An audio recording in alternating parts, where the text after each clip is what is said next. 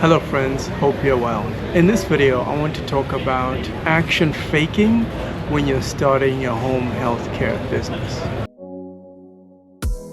If you guys have a supervisor or boss at your job and they tell you to do something that you know is stupid, that you know is not part of your job description, or most people would say, hey man, they don't pay me enough for this shit.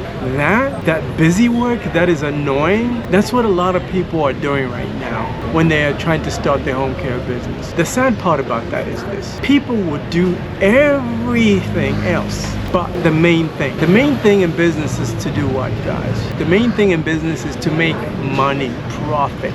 So why would you spend a whole month focusing on a logo? There's so many opportunities to use AI to create your logo in a couple of seconds now. That's how far technology has come. When it comes to stuff like that, focusing on logos and even websites, I call that like busy work. It's not as important as these two things. Number one, learning how to do sales. Number two, learning how to find high-paying customers, private-paying customers. Unless you prioritize those two things, guys, you're always going to be faking around. And you will be frustrated month over month why you're still stuck. And I see it all the time. I talk to people all the time. You'll be very shocked that a lot of you are the same. You're faking around, not because you want to.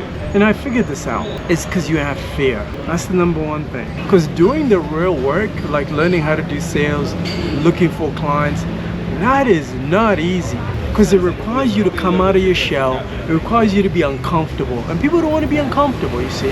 They don't. They just don't want to be uncomfortable. But I have some practical strategies and some practical ideas on how to overcome this fear. Number one, isolation. You have to isolate yourself.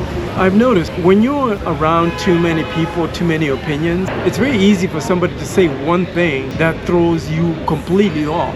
That makes you start to doubt yourself. It could be like a simple question. It could be somebody asking you, hey, are you sure you want to get into this business? Oh man, that right there. Before you know, you start to spiral. But when you isolate yourself from a lot of people, it allows you to just be in your own head and just focus on the information that you have and take action on the information that you already have. But isolation can also backfire on you.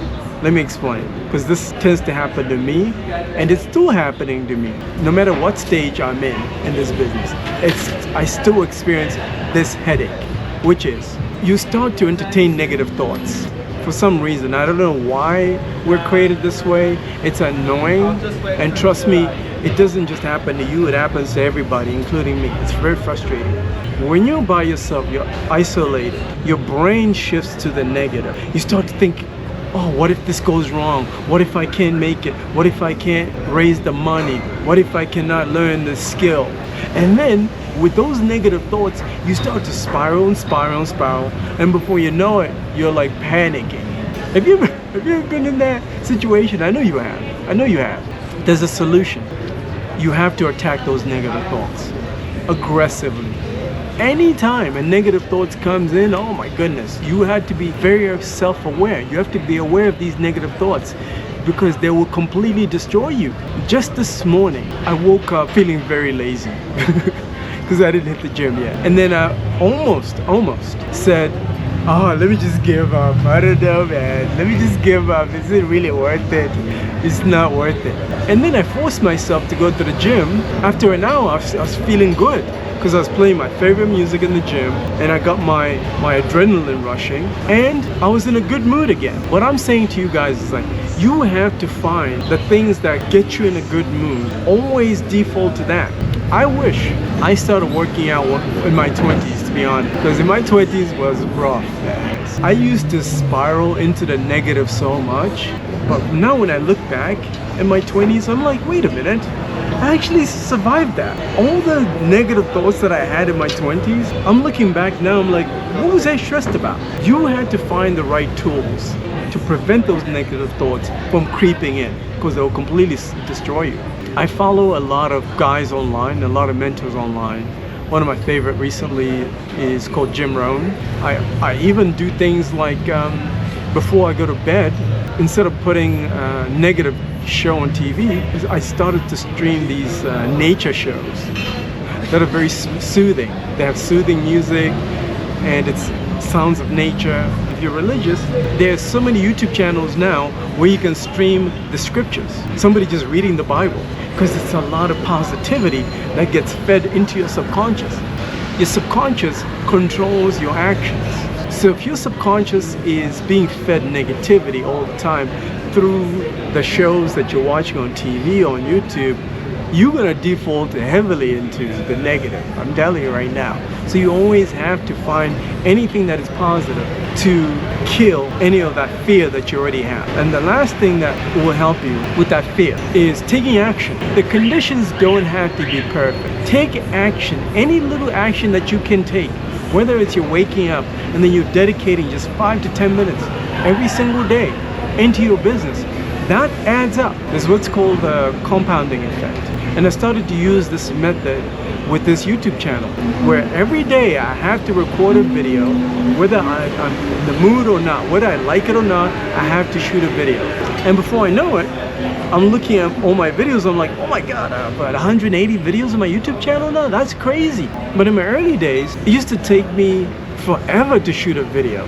The other trick that I learned from one of my mentors, which is Jim Rohn, is you have to attach new habits to old habits.